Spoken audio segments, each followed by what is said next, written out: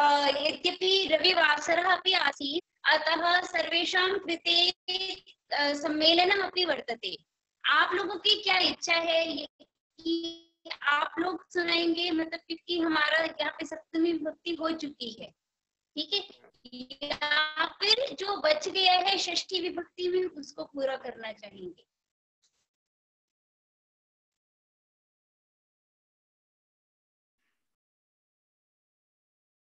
या कोई अगर शंकाएं हो तो वो भी पूछ सकते हैं। आज मतलब हम लोगों का यही था कि या तो सेशन हो जाए। हाँ जी, हाँ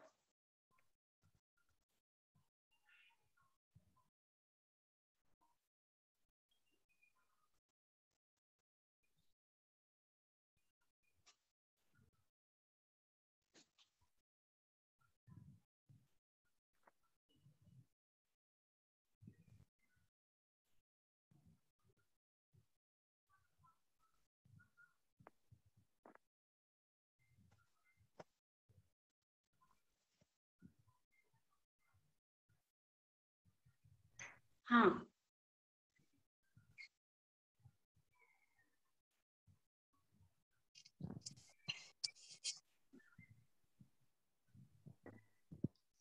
शुरू शुरू करते हैं मैडम। हाँ, तो बच्चों की क्या इच्छा है पहले तो एक बार ये जान। विभव जी, आपकी क्या इच्छा है? आप कोई सूत्र आदि सुनेंगे या फिर अगर आपको कोई शंकाएं हो तो वो बताइए। शंका, हाँ एक है शंका। अब मेरी तरफ से सप्तमी विभक्ति पूर्ण हो चुकी है और मैडम का एक दिन का पाठ अभी शेष है और आज संडे भी है, तो आपकी जिज्ञासा है, आपके प्रश्न यदि कुछ हैं छात्रों के अवशिष्ट, तो आज उनको पूर्ण कर लेते हैं। मेरी भी 2 दिन की क्लासेस हैं बच्चे की। अच्छा, अभी 2 दिन की क्लासेस हैं, ठीक है। या किसी छात्र ने सेमिनार प्रिपरेशन किया है तो वो भी प्रेजेंटेशन दे सकते हैं अपना।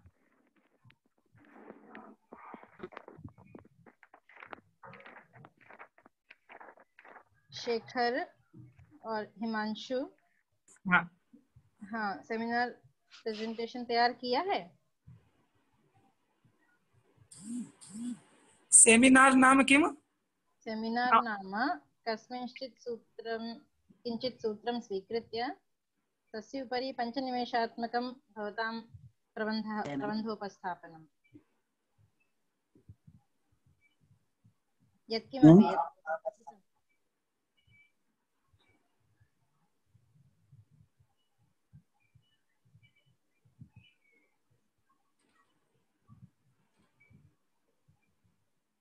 साधितम् अस्ति चेत् 5 निमेषात्मकः कालः भवतां कृते दीयते।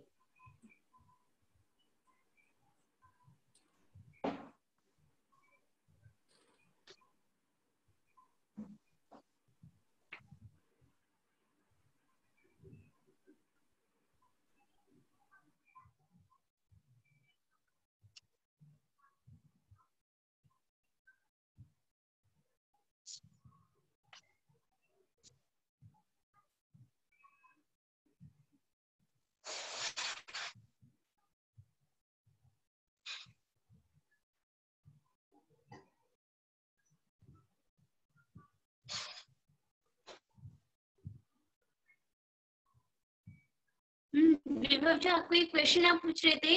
हाँ हाँ, मैं वो लिख रहा हूँ। ठीक है, और कोई बच्चा कुछ बोलेगा? शेखर शुक्लः भवान् वदिष्यति अथवा हिमांशु वाजपेयी तावत्पर्यन्तं किमपि सूत्रं स्वीकृत्य।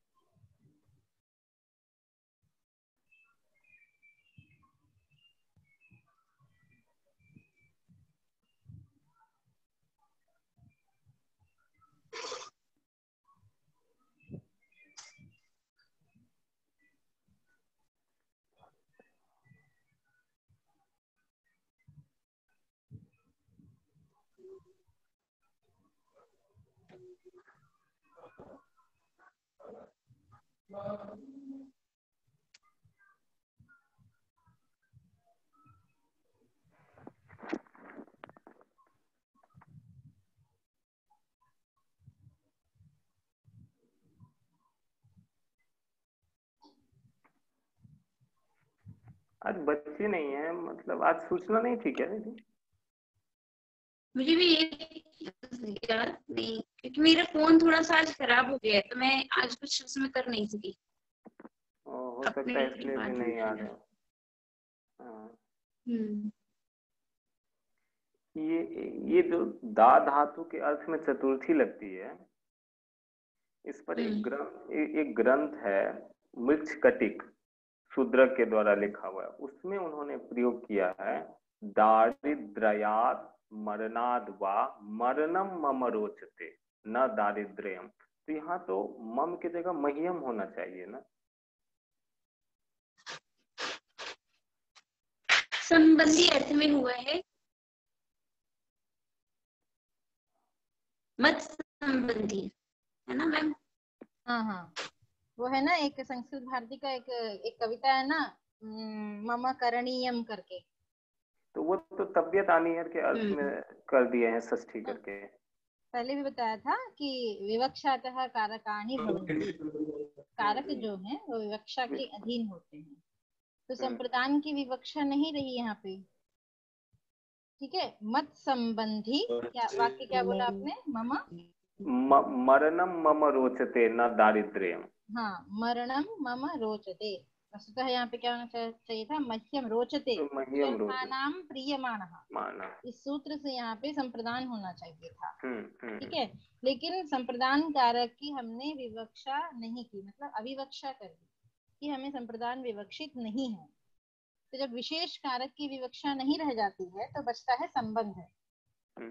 मतलब मत संबंधी रोचनम, जो रुचि है वो मेरे से संबंधित है, ठीक है। तो संबंध अर्थ जब शेष रहा तो शेषे षष्ठी हो, षष्ठी से कर दिया है। दारिद्र्यम मम रोचते, ऐसा हो गया, ठीक है। वेरी गुड, सही प्रश्न था। हाँ, वो मिल गया था। हाँ, और साथ साथ में इसमें क्या है कि क्योंकि मरणम हुआ या दारिद्र्यम हुआ, ये प्रियमान वस्तु है, बहुत है। तो इसके कारण इसमें यही बताया है कि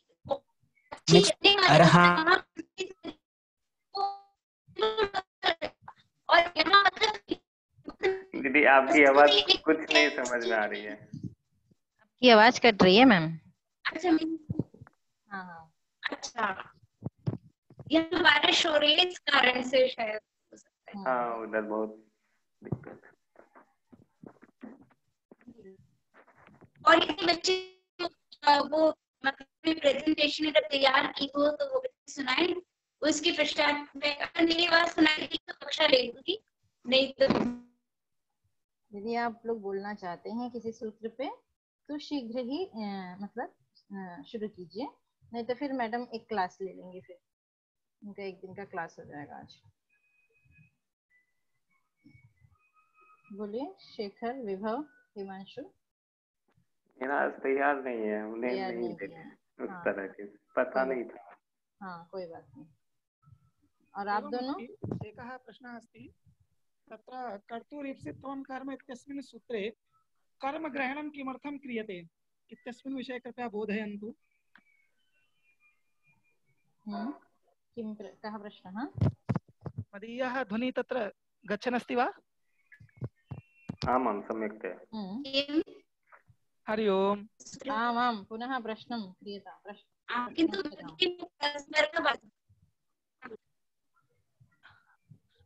साधना महोदयायाः ध्वनिः अत्र तावत् सम्यक्तया न श्रूयते।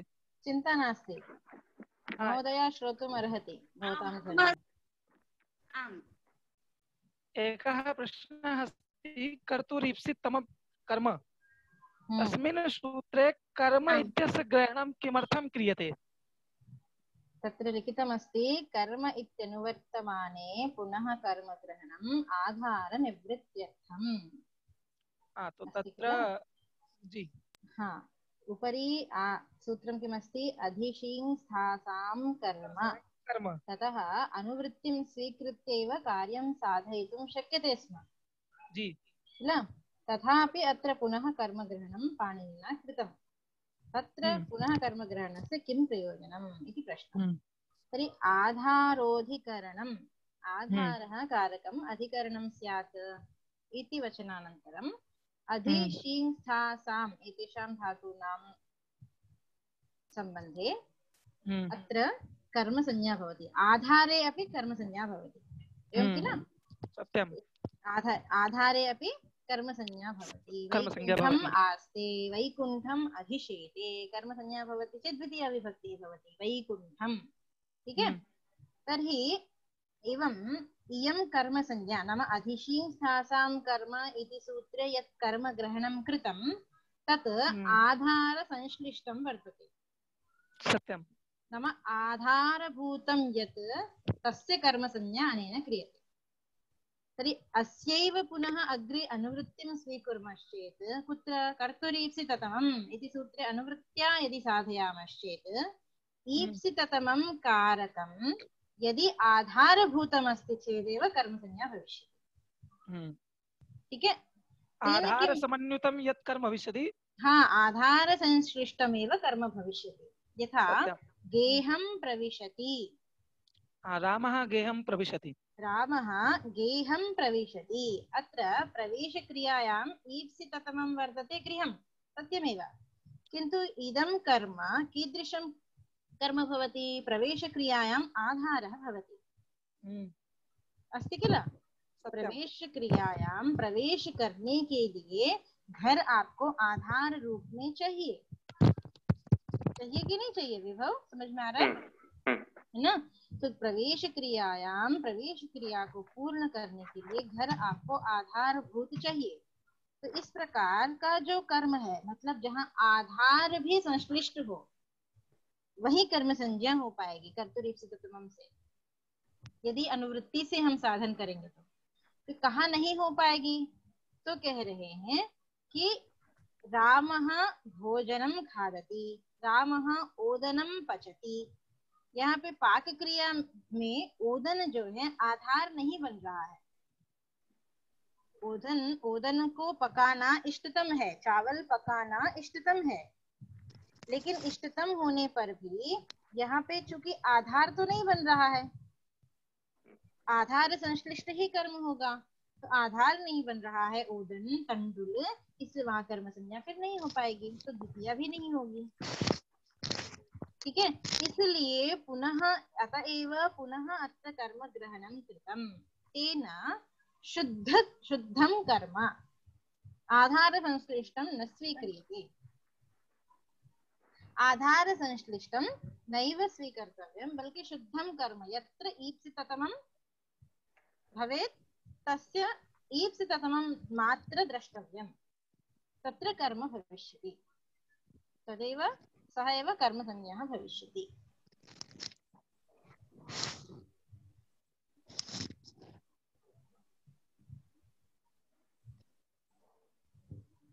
हाँ, अयं प्रश्नः अवगतः? शेखरस्य यः प्रश्नः आसीत् पुनः कर्मग्रहणं किमर्थं, स्पष्टमस्ति वा? एनं प्रश्नम् अवगतवान्। अस्तु, तर्हि अग्रे गच्छामः। अन्यस्य एकस्य छात्रस्य समस्या अस्ति अर्हाणां कर्तृत्वे अनर्हाणाम् अकर्तृत्वे तद्वैपरीत्ये च। वस्तुतः अस्य वार्तिकस्य आवश्यकता नास्ति इति अग्रे उक्तम् व्याख्यायां, तथापि स्पष्टार्थं छात्राणां स्पष्टार्थम् इदं वार्तिकं वार्तिककारेण प्रस्तुतम्। अस्य तात्पर्यं किमस्ति? अर्हाणां योग्यानां यदि कर्तृत्वम् अस्ति चेत्, योग्यानां कर्तृत्वं नाम योग्यः कर्ता, योग्यः नाम यथा जैसे मैं तैरना जानती हूँ, मैं तैरना जानती हूँ, तो तैरने की क्रिया में मैं योग्य हूँ, ठीक है। और आप तैरना नहीं जानते हैं तो आप तैरने की क्रिया के लिए अयोग्य हैं, ठीक है। तो मैं योग्य हूँ और मैं ही तैर रही हूँ। तो अर्हाणाम कर्तृत्व मतलब जो योग्य है वही कर्ता बन रहा होगा। तो और जो अयोग्य है वो कर्ता नहीं बन रहा, मतलब जो अयोग्य है वह नहीं तैर रहा है, जो अयोग्य है वो तैर नहीं रहा है। तब ऐसे की भी क्या होता है, वहां पे सप्तमी हो जाती है, ठीक है। उदाहरण क्या बनाया था, सत्सु तरत्सु असंतः आसते, है ना। तो सत्सु, सत मतलब सत योग्य सज्जन, सत्सु तरत्सु मतलब सज्जनों, सज्जन के योग्य के तैरने पर जो अयोग्य है असंतः, सन संतौ संतः, ठीक है। असन असंतौ असंतः बहुवचन है। असंतः मतलब जो अयोग्य है वो आसते बैठते, बैठे हैं, बैठते हैं, ठीक है। आस्ते आसाते आसते, ठीक है। तो सत्सु तरत्सु मतलब योग्यस्य कर्तृत्वम् अस्ति अत्र।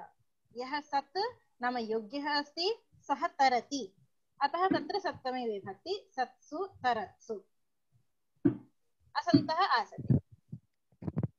और जो अयोग्य है और कर्ता नहीं है, मतलब जिसको तैरना नहीं आता है वो नहीं तैर रहा है, बात एक ही है, बस विभक्ति बदल रही है, ठीक है। प्रयोग बदल रहे हैं, अर्थ एक ही है। सत्सु तरत्सु असंतः आसते। अब अयोग्य अनर्हाणाम अकर्तृत्व, जो योग्य नहीं है मतलब अयोग्य है वो कर्ता न बन रहा हो, तो क्या कहा, उदाहरण क्या दिया है बोलिए, असत्सु तिष्ठत्सु संतः तरन्ति। बात वही है, केवल विभक्ति का विपरिणाम हो रहा है। पहले सज्जन तैर रहे हैं, इसमें सप्तमी थी। अब जो योग्य योग्य तैरते हैं इसमें सप्तमी थी। अब अयोग्य नहीं तैरते हैं इसमें सप्तमी। असत्सु तरत्सु, असत्सु तिष्ठत्सु, क्षम्यता, असत्सु तिष्ठत्सु जो अयोग्य हैं उनके बैठने पर संतः तरन्ति मतलब जो योग्य हैं वो तैर रहे हैं। एक ही बात को दोनों तरह से कहा जा सकता है ना। मेरे पढ़ने के समय वह खाना खाता है, या ऐसे कह लीजिए कि उसके खाने के समय मैं पढ़ती हूँ, ठीक है। समझ में आया, स्पष्ट हुआ ये। अर्हाणाम कर्तृत्वे अनर्हाणाम अकर्तृत्वे, इतना हुआ। तद्वैपरीत्य, तद्वैपरीत्य मतलब योग्य कर्ता ना हो और अयोग्य कर्ता हो। आप चार्ट बनाइए अगर आपके पास नोटबुक है तो, नहीं तो 2 मिनट रुकिए, मैं ही चार्ट बना के आपको बताती हूँ।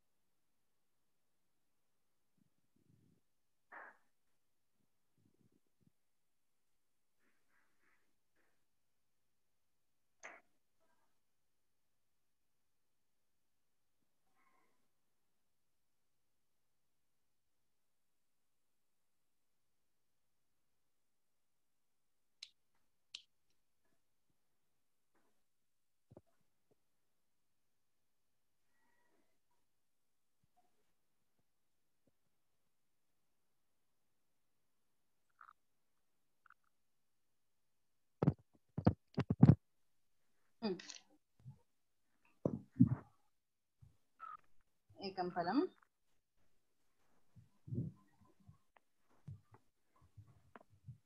सर, सर आप लाइन में हैं?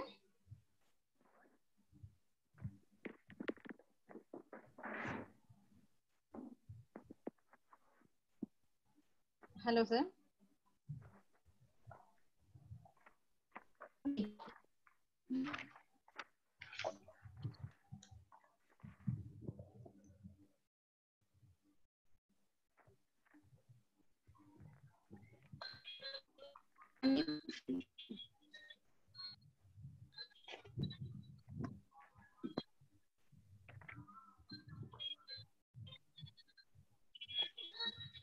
जब तक मैं आप लोगों को षष्ठी विभक्ति से संबंधित भी कोई प्रश्न हो तो वो भी करें।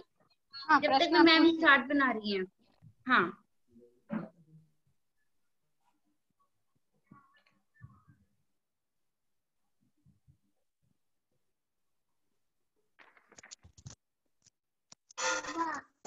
मैम षष्ठी विभक्ति करने वाले कितने सूत्र बताए थे आपने?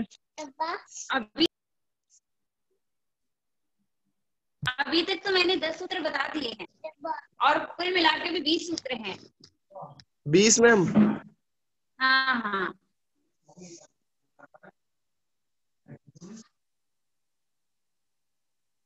षष्ठी विभक्ति पे पूरी पीएचडी हो सकती है। अच्छा। हाँ, एक दो सूत्र इतने इतने बड़े हैं, उस पर पीएचडी लिखी जा सकती है। हाँ, एक एक सूत्रों पे भी पीएचडी लिखी जा सकती है, लेकिन मतलब बहुत अच्छा टॉपिक है षष्ठी विभक्ति पीएचडी के लिए, क्योंकि मतलब हर सूत्रों पे इतने विचार हैं। जो वैसे जो कारक पे पीएचडी करते हैं वो षष्ठी तक आकर के गुमसुम हो जाते हैं, कि तो उनका वो चीजें निकल नहीं पाती। लेकिन अगर हम केवल षष्ठी पे करोगे तो मतलब उसमें कुछ पदार्थ रहेगा।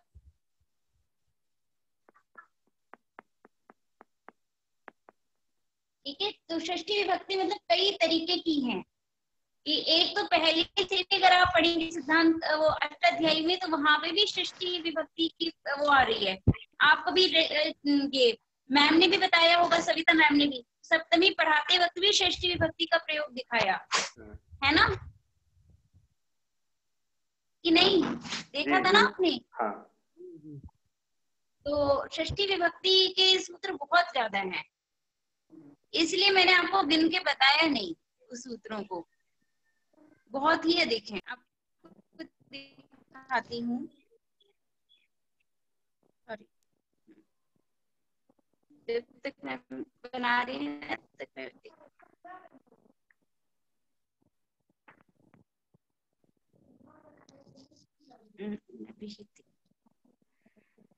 हम्म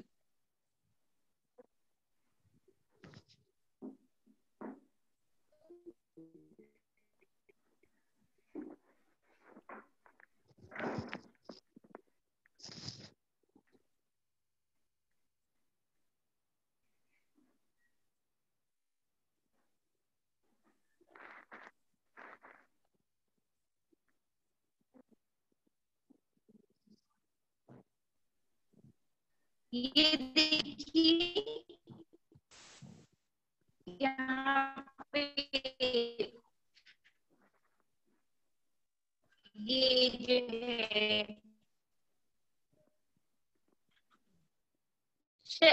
षष्ठी हेतु प्रयोगी सूत्र है। यहीं से षष्ठी विभक्ति का प्रारंभ होता है। समझ में आई? ये जो षष्ठी हेतु प्रयोगी सूत्र है, इधर से षष्ठी विभक्ति का प्रारंभ हो रहा है। ठीक ठीक है, तो ये सूत्र हुआ।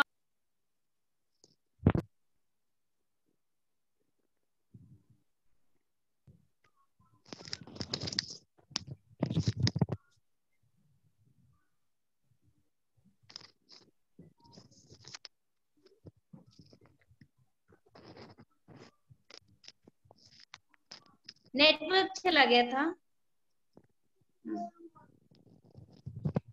मैम। हमारे इधर क्या है ना, थोड़ा बारिश का मौसम ज्यादा हो रहा है। यहाँ पर भी यही सेम कंडीशन इधर भी है, इसलिए मेरा भी बार बार नेटवर्क जा रहा है आज। इधर आंधी तूफान थोड़ा वैसा आ रहा है, फिर बारिश भी आ रही है। यहाँ तो बहुत तेजी से धूप हाँ, है। इधर भी ठीक। मोबाइल डाटा कहीं काम नहीं कर रहा। यहाँ तो बहुत तेजी से धूप है। हाँ, कहाँ पर मैडम? हाँ, अब ये देखिए, यहाँ देखिए षष्ठीय तसर्थ प्रत्ययन के षष्ठीय तसर्थ प्रत्ययन के द्वारा, है ना, यहाँ पे भी नहीं आएगी और नहीं आएगी। उसके बाद आप ये देखिए दूरांती काटते ही में भी षष्ठी आ रही है। यहाँ से अब नीचे पूरी षष्ठी विभक्ति का की अनुवृत्ति पुनः आने लग गई। ठीक है, इसमें भी आ रही है। फिर ये जो षष्ठी चा नादरे है ना, षष्ठी च अनादरे सूत्र से लेकर के यतश्च निर्धारण तक जितने सूत्र पढ़े गए हैं, ये सभी में षष्ठी हो रही है।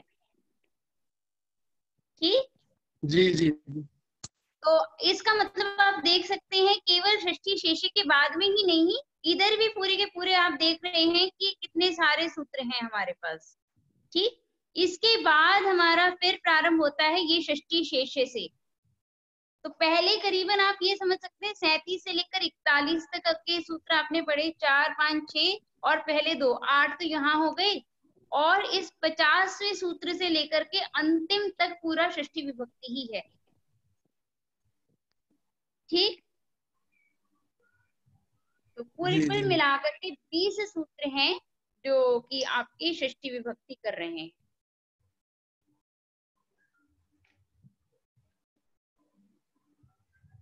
ये चार्ट देखो, समझ में आ जाएगा आप लोगों को। अच्छा,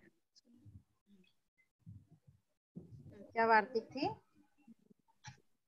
अर्हाणाम कर्तृत्वे अनर्हाणाम अकर्तृत्वे, दिख रहा है? आचार्य उसको थोड़ा रोटेट कर दीजिए, वो 180 90 और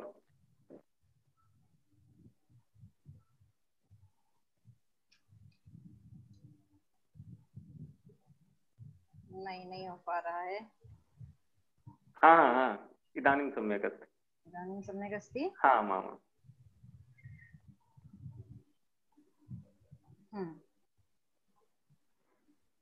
दृश्यते इदानीं?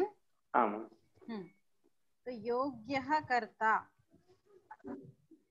योग्यः यः कर्ता, यदा योग्यः कर्ता अस्ति तदा सत्सु तरत्सु। क्या मैम? क्लियर दिख रहा है या नहीं, ये पहले देखो। हाँ क्लियर है। मैम कुछ दिख ही नहीं रहा, आप ही दिख रहे हैं बस। नहीं दिख रहा है, उसको आप पिन कर दीजिए। हाँ। दूसरे फोल्डर में देखो, संस्कृत व्याकरण क्लासेस वाला जो फोल्डर है उसमें देखो। योग्यः कर्ता, उसमें उदाहरण बनेगा तत्सु तरत्सु असंतः आसते, आगे जोड़ लेना। मतलब जो सत योग्य है उसके तैरने पर, योग्य जब कर्ता बन रहा है तो वहां सप्तमी हो जाएगी। और जब अयोग्य कर्ता नहीं बन रहा है, मतलब अयोग्य तैरने की क्रिया को नहीं कर रहा है, ठीक है, तो असत्सु तिष्ठत्सु, अयोग्य क्या कर रहा है? तो अयोग्य बैठा है, तैरने की क्रिया को नहीं कर रहा है, तैरने की क्रिया में कर्ता नहीं बन रहा है। ठीक है, तो असत्सु तिष्ठत्सु संतः तरन्ति। ठीक है, अब कह रहे हैं कि जब योग्य, आगे क्या कहा है? तद वैपरीत्ये च, करना है तद वैपरीत्ये च, इस अंश में वहां कह रहे हैं योग्य जो है वो कर्ता नहीं होना चाहिए, मतलब जो तैर सकता है वो तैर नहीं रहा होगा, तब वहां भी सप्तमी बन जाएगी।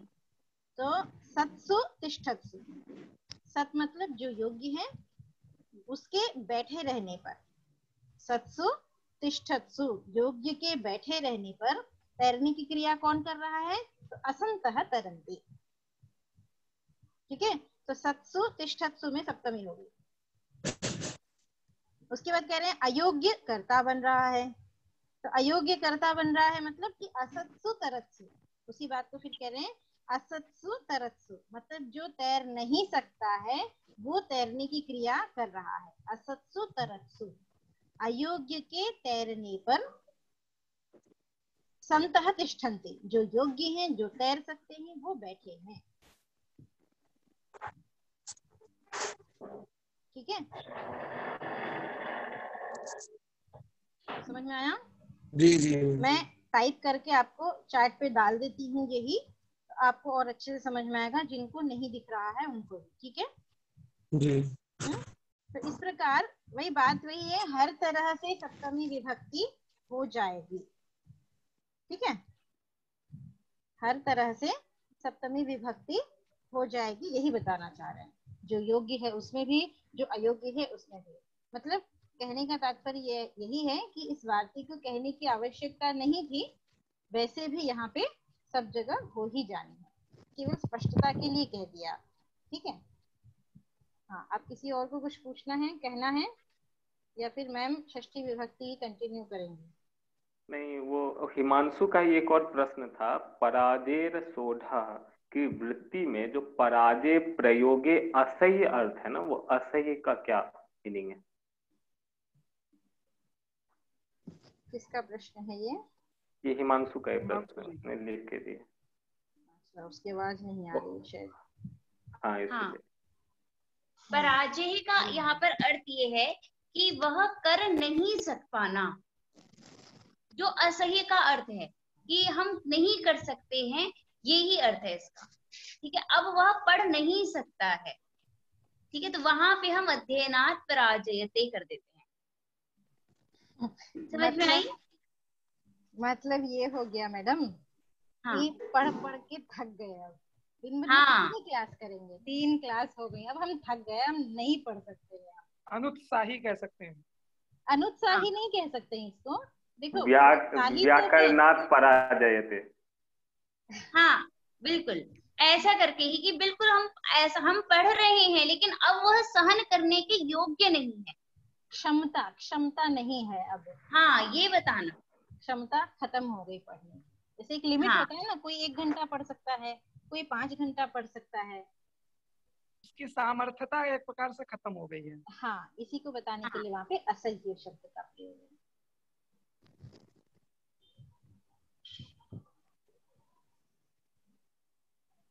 हिमांशु जी को आगे। ठीक है,